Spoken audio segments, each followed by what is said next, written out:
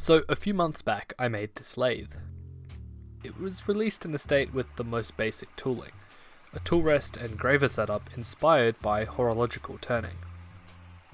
While this worked as a budget option, I said that I would be working on more advanced tooling, and that wasn't a lie, it just hasn't quite worked out yet.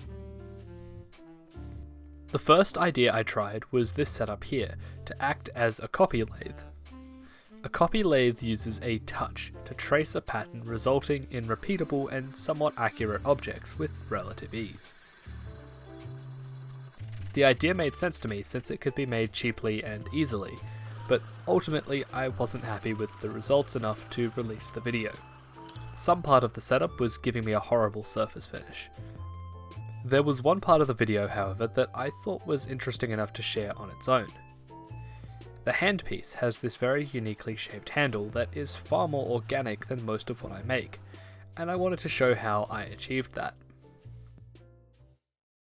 Designing most of the handpiece was pretty easy.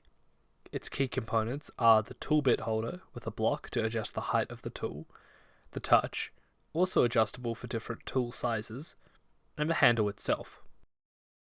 While seemingly the most simple, the handle is what I ended up getting stuck on. I went back and forth, just holding different objects in my hand to see what felt right, but nothing was really sticking. I concluded that basic shapes were not going to cut it here, and that I would need to try something a bit more ergonomic.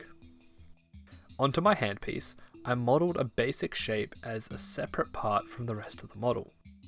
This was going to be my blank. Around this, I created a basic mould, and then a small mock base for testing. This is white plasticine, other clays would probably work as well. I'm taking a block of this and trying my best to fill the mould completely.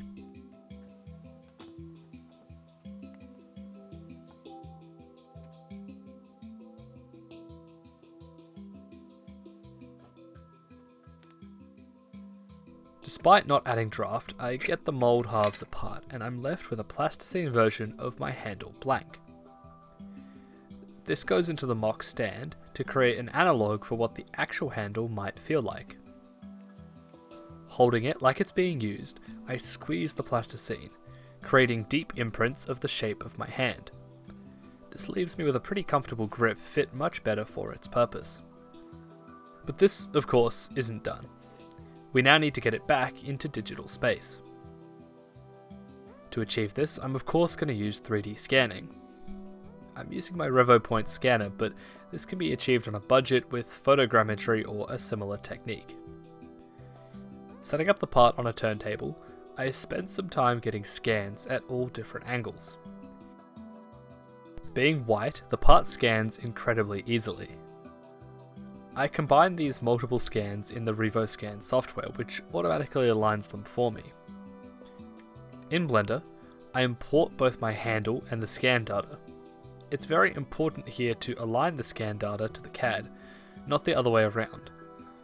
The coordinates carry over between programs, so if I ever need to update the CAD half, I can re-import it and have the exact same position. With the parts aligned, I spend some time cleaning up and merging the two components. It's really satisfying to smooth over all the little imperfections in the plasticine, as well as seamlessly combining the angular and organic shapes. I'm not a very good Blender user, but I found this process pretty easy to pick up. With the model now slicing properly, I could finally print and try out my new handle. Pretty good, better than my previous attempts. If nothing else, it looks great. I really like how seamlessly the components merge together. It's also just fun to hold. Overall, while the tool itself has been sidelined, I was still happy to learn this process since I'm sure it's something I'll use again in the future, and I hope it could be useful inspiration for someone watching.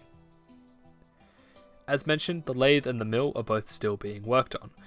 I'll probably have version 1 of the mill out without much documentation in the next week or so. Thank you to my patrons, and to you, as always, for watching.